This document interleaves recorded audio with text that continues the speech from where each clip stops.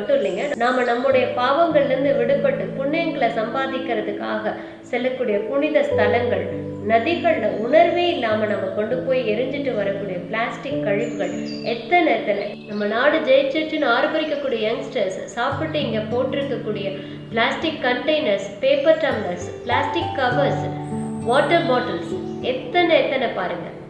இந்த நாட்டோட சகோதர சகோதரிகள், உண்மையிலேயே இந்த செயல்கள் இந்த நாட்டுக்கு பெருமிதத்தை கொண்டு வருமா, உங்களுக்கு புண்ணியத்தை கொண்டு வருமா? சிந்தியுங்க. இயற்கை அன்னை ஜடம் கிடையாது, முழுக்க முழுக்க உயிரோட்டமும் உணர்வும் சக்தியும் மிகுந்தவளா இருக்கா, ரொம்ப நியத்திகளோட இயங்கிட்டு இருக்கா அப்படிங்கறத நம்ம புரிஞ்சுக்கணும். நம்முடைய அத்துமீறல்களை, அலட்சியங்களை எல்லா நேரமும் அவ பொறுத்துக்க மாட்டா. இந்த பாடத்தை அந்த ஒட்டுமொத்த உலகத்துக்குமே கோவிட் மூலமா அவ நல்லா ஆணித்தரமா கற்பிச்சிருக்கா. ஆனா நாம பாடம் கத்துக்கிட்டோம்னு தான் இன்னும் புரியல.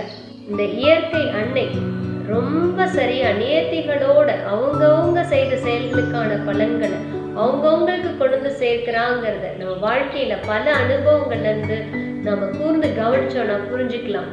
உடல் நிறைஞ்சாலும் நீரை வழிய விட்டு பொறுப்பில்லாம வீணடிச்ச பல பேர் நீருக்காக அலன்னு அலைஞ்சிருக்கிறத உணர்ந்திருக்கும். ஆக வருஷக்கணக்கில் தங்களோட உடலை வருத்திக்கிட்டு இந்த நாட்டுக்கு வெற்றியை கொண்டு வரக்கூடிய விளையாட்டு வீரர்கள் மாதிரியோ, தங்களோட உயிரை பணைய வச்சு இந்த நாட்டை பாதுகாக்கக்கூடிய இராணுவ வீரர்கள் மாதிரியோ நாம இந்த நாட்டுக்கு நம்மளோட பங்கை செலுத்தலினாலும் நம்ம இயற்கையை பாதுகாக்கிறது நம்முடைய ரோல் சரியா பண்ணினோம்னா இந்த இயற்கை தாய், இந்த பாரத தாய் மனம் குளிர்வா, நம்முடைய அபரிமிதமா ஆசீர்வாதம் பண்ணுவா. நன்றி, வணக்கம்.